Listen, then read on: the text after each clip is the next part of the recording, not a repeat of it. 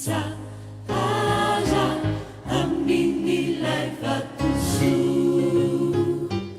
mandroso amin'ny fahahaza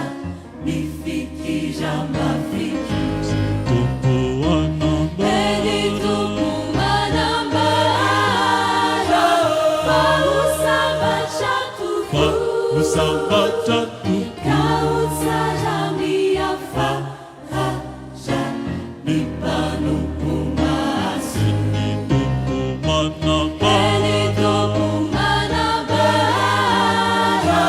fa ho sambatra tokoa ka ho tsara miafahaza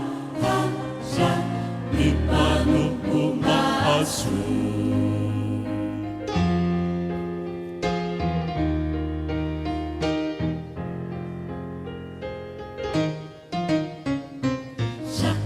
misy fapozy ana zay midona amina zay sore ho fitahirana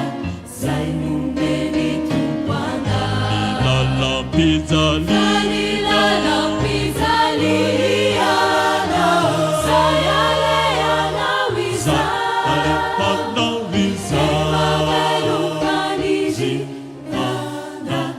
itumbuni erina nilalam-pijaliana sayaleana wiza mamelumpanirikana itumbuni erina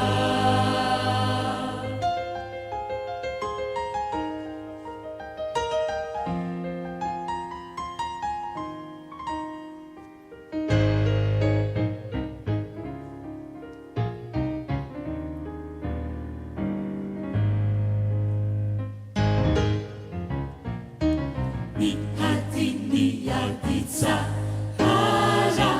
upandresi iana tutusa izay anja